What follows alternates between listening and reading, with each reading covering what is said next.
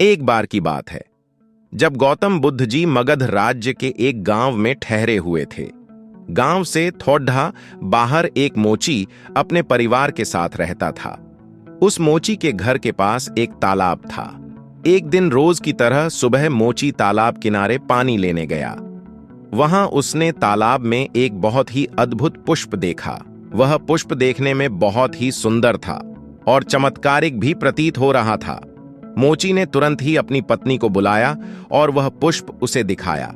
मोची की पत्नी आध्यात्मिक और धर्म में आस्था रखने वाली थी। वह पुष्प को देखते ही समझ गई कि जरूर कल यहां से गौतम बुद्ध जी गुजरे होंगे। उन्हीं के प्रताप से यह पुष्प खिला है। पुष्प को चमत्कारिक मानकर मोची ने एक योजना बनाई। उसने अपनी योजना के बारे में पत्नी को बताया कि वह इस पुष्प को राजा को देगा और उनसे खूब सारी स्वर्ण मुद्राएं लेगा। उसकी पत्नी ने भी सोचा कि यह पुष्प उनके किसी काम का नहीं है, इसे राजा को ही दे दो, कम से कम कुछ कमाई तो होगी। पत्नी की सहमति के बाद मोची राजमहल की ओर निकल गया। राजमहल के रास्ते में उसे एक व्यापारी मिलता है। मोची के हाथ में पुष्प देखकर वह रुक जाता है। वह मोची से पूछता है कि भाई, ये पुष्प लेकर कहां जा रहे हो? मोची कहता है कि मैं यह पुष्प लेकर राजा के पास जा रहा हूं। इसे राजा को भेंट करके मैं राजा से मुंह मांगा इनाम लूंगा। व्यापारी ने मोची को प्रस्ताव दिया कि तुम ये पुष्प मुझे दे दो, बदले में मैं तुम्हें 100 स्वर्ण मुद्राएं दूंगा। मोची सोच में पड़ीडीडीएच गया। उसने सोचा कि जब व्यापारी इस पुष्प के लिए 100 स्वर्ण मुद्राएं दे रहा है तो राजा तो और ज्यादा देगा। यही सोचते हुए उसने व्यापारी को पुष्प देने से मना कर दिया।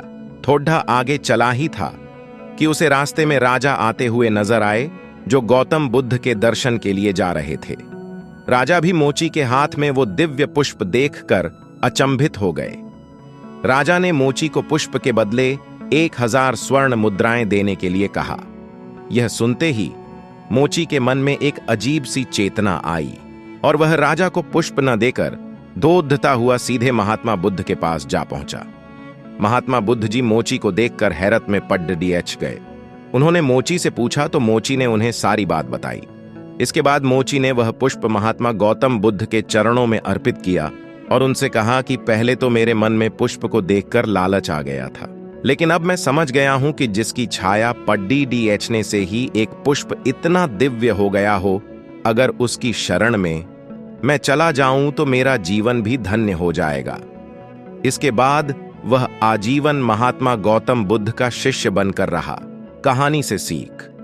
इस कहानी ने हमें सिखाया कि हमारी जिंदगी में हमें बहुत से चीजें अपनी तरफ आकर्षित करती हैं, लेकिन हमें उनके लालच में न फंसकर अपने ज्ञान का प्रयोग करके जीवन में सही राह को चुनना चाहिए।